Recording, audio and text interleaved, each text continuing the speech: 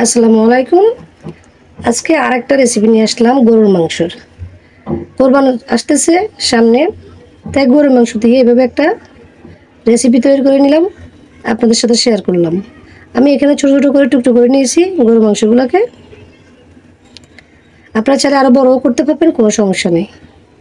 যেভাবে আমি এই গরুর মাংসটা ভুনা করব, শুকনো শুকনো গরুর মাংস ভুনা, যা কিছু লাগবে আমি একসাথে দিয়ে দিচ্ছি।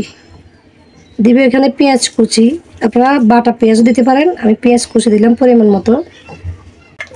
দিয়ে দিচ্ছি গরম মশলার মধ্যে দারচিনি, এলাচ, লং, তেজপাতা।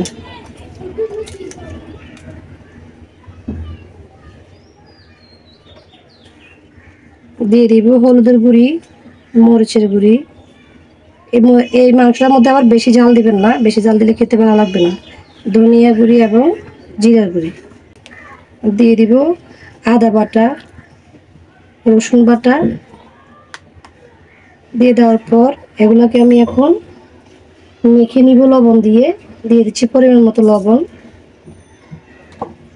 মেখে নিচ্ছি সব কিছু একসাথে।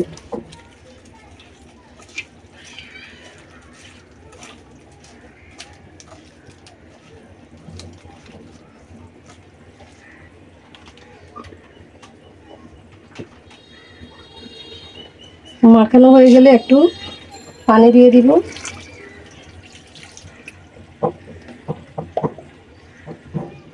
দিয়ে দিব সামান্য পরিমাণ সয়াবিন তেল।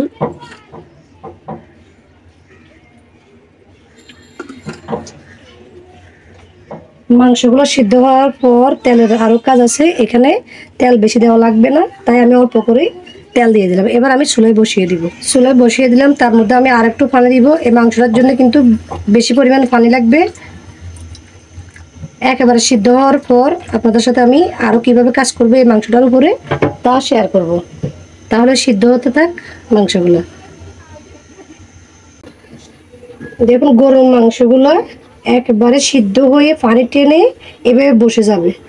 সিদ্ধ হওয়া পর্যন্ত কিন্তু আমি জাল দিয়েছি। এবার গরম মশলা যেগুলো দিচ্ছি এগুলো তুলে ফেলে দিচ্ছি।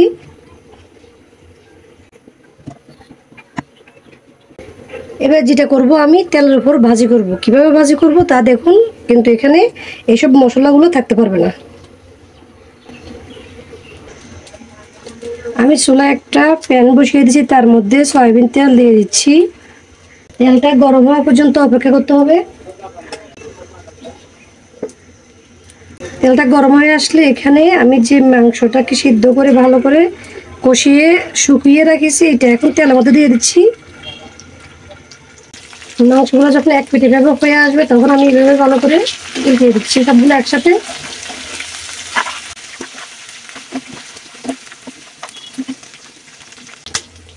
দেখুন মাংসগুলো সুন্দর একটা উপরে কালার চলে আসছে। এবার আমি মাংসগুলোকে নামিয়ে নেব, কারণ এমনিতে মাংসগুলো তো একেবারে সিদ্ধ হওয়া, অতিরিক্ত যদি আপনি ভাজতে চান কিন্তু শক্ত হয়ে যাবে, খাওয়ার টেস্টটা থাকবে না। এবার আমি তেল থেকে এভাবে মাংসটা সুন্দর করে নামিয়ে নিচ্ছি। নামিয়ে নিয়ে আসলাম। একেবারে সুন্দর একটা মাংস ভুনা রেসিপি। কোরবান আসতেছে, এখনই এই মাংস ভুনা কীভাবে করতে হবে শিখে নিন। তারপরে এই মাংস ভুনা যখন মেহমানদের সামনে সার্ভ করবেন তখন দিয়ে দেবেন একটু এভাবে বেরেস্তা। পেঁয়াজের বেরেস্তা তো আমি আগে করে রেখেছিলাম।